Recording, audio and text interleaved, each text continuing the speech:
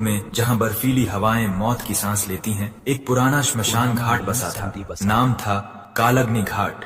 यहाँ की चिताएं कभी ठंडी नहीं होती, राख उड़ती रहती और हवा में मांस की भयानक गंध उड़ती रहती। इसी घाट पर रहता था बाबा काल भैरव, एक अघोरी। उसकी आंखें लाल थीं जैसे कोयले की ज्वाला, बाल लंबे उलझे हुए और शरीर पर राख मली हुई। वह नंगे पैर चलता मानो धरती उसकी माँ हो। बाबा काल भैरव का जीवन तंत्र मंत्र का था। वह मानव मांस खाता क्योंकि अघोरी मानते हैं सब कुछ शिव का रूप है। रातें वह ध्यान में बिताता, भस्म से तिलक लगाता और कपाल खोपड़ी से पानी पीता। गांव वाले डरते थे, उससे कहते वह भूतों का राजा है। लेकिन बाबा जानता था असली खतरा आकाश से आ रहा है। एक रात चांदनी बिखरी हुई थी। बाबा चिता पर लेटा, आंखें बंद, ओम नमः शिवाय का जाप कर रहा था। अचानक आकाश में एक तेज चमक उठी, जैसे कोई तारा टूटा हो, और धड़ाम से पहाड़ पर गिरी। पहाड़ कांपा उठा। दूर जंगल में कुछ गिरा।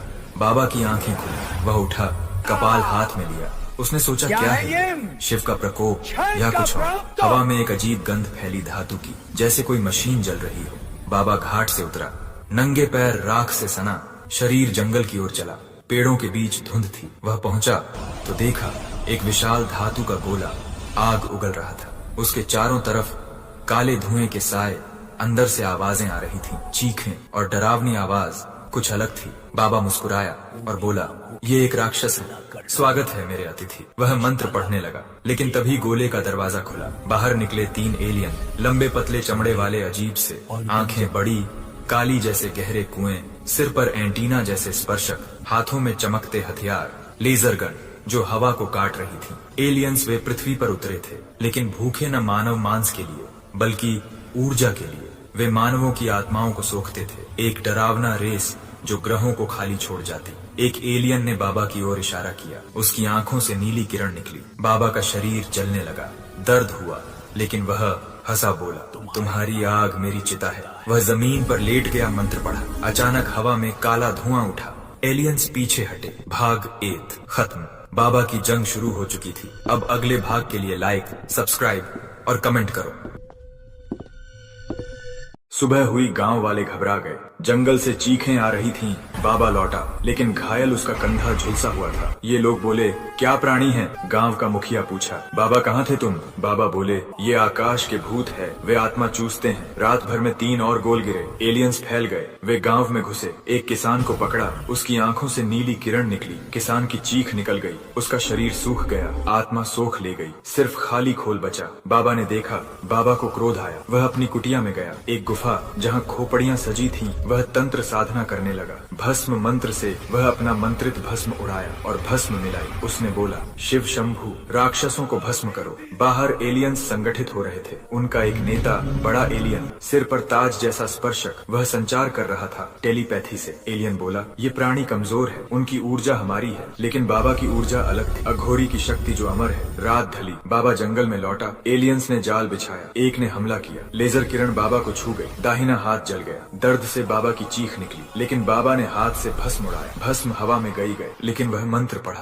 भस्म से एक काला सर्प प्रकट हुआ, तंत्र का। सर्प ने एलियन को काट लिया। एलियन चीखा। उसका शरीर जलने लगा। चमड़ा पिघला। अंदर से हरी तरल निकली। बाबा हंसा और बोला, तुम्हारी मृत्यु मेरी भोजन है। लेकिन एलियंस बढ़ गए। 5 हो गए। उन्होंने बाबा को घेर लिया। नीली किरणें छोड़ी। बाबा भागा, लेकिन बाबा गिरा पड़ा। एक एलियन ने उसका कपाल छीन लिया। बाबा की आंखें लाल। बाबा बोला, कापल वापस दो। वह दौड़ा। भाग 2 खत्म। खतरा बढ़ा। एलियंस गांव की ओर। आखिर भाग तीसरे में क्या होगा, देखने के लिए चैनल को सब्सक्राइब करो, लाइक करो, कमेंट के साथ साथ वीडियो शेयर करो। गांव में हाहाकार हो रहा था। एलियंस ने हमला बोल दिया। बच्चे गायब हो रहे थे। महिलाएं चीख रही थीं। एक एलियन ने एक बूढ़े को पकड़ा। उसकी आंखें चमकी। बूढ़े की आत्मा बाहर निकली। सफेद धुआं चीखती हुई सोख ले गई। अघोरी बाबा पहुंचा और बोला, रुको राक्षस। वह भस्म फेंका। भस्म ने एलियंस को जलाया, लेकिन एलियन का नेता आया। उसने टेलीपैथी से बाबा के दिमाग में घुसा। बाबा को भ्रम हुआ। वह देखने लगा अपनी माँ का भूत चिता पर जलता। चीख, बाबा मुझे बचा। लेकिन बाबा जान गया झूठा माया है। वह मंत्र पढ़ा। बाबा अघोरी का प्रचंड रूप सामने आया। हवा में काला बादल से भूत निकले श्मशान से। चिताओं की आत्माएं वे एलियंस पर टूट पड़े। एलियंस चीखे। उनकी त्वचा फटी। अंदर से कीड़े जैसे निकले। उनके लार्वा एकदम डरावना सा हो गया। बाबा अघोरी ने अपने लंबे बाल से एक जटा तोड़ा और फेंका। एलियन अपनी आंख बंद कर एक शक्ति पैदा की और अब वह मजबूत एलियंस का गोला चालू हुआ, ऊर्जा चूसने वाला।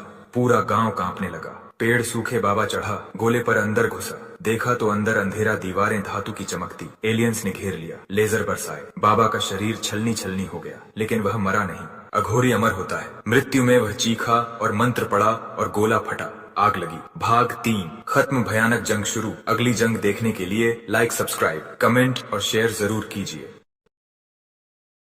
ये है देवताओं की सेना, कभी गर्व का प्रतीक, पर आज क्षत्रिय धर्म का उपहास बन चुकी। तुम्हारी हार अब बस सामने खड़ी है, क्योंकि अब कोई देव नहीं बचेगा। स्वर्ग अब मेरा है। जामुकासर, अग्निदेव कांपते हुए बोले, क्षमा करें प्रभु, संकट विकराल हो चुका है। आपके वरदान से गजमुखसुर अमर सा हो गया है। कोई देवता, कोई भी देव उसे रोक नहीं पा रहा प्रभु। राज प्रभु ने शांत स्वर में कहा, वो अजय नहीं है नंदी, बस अपनी कथा का अंतिम अध्याय पढ़ नहीं पाया। हवा में हंसी गूंजती है। तो ज्वाला बुझ गई अग्निदेव, अब तुम्हें कौन बचाएगा? तुम्हारे अंत का समय आ चुका है। अग्निदेव भूमि पर गिरते हैं। प्रभु क्षमा करें, मुझे जीवन दान दे दीजिए। मैंने अज्ञानवश पाप किया है, लेकिन मैं वचन देता हूँ, अपने अहम को त्याग दूंगा। मैं एक छोटे से मूषक के रूप में आपकी सेवा में सदैव समर्पित रहूंगा। राज प्रभु ने कहा, जिसने अहम त्यागा वही मेरा वाहन बन सकता है। तथास्तु। क्षण भर में वह धूसर जीव प्रकट हुआ, छोटा, फुर्तीला, और उसकी आंखों में पहली बार विनम्रता। इसी बीच वारुण आगे बढ़ा।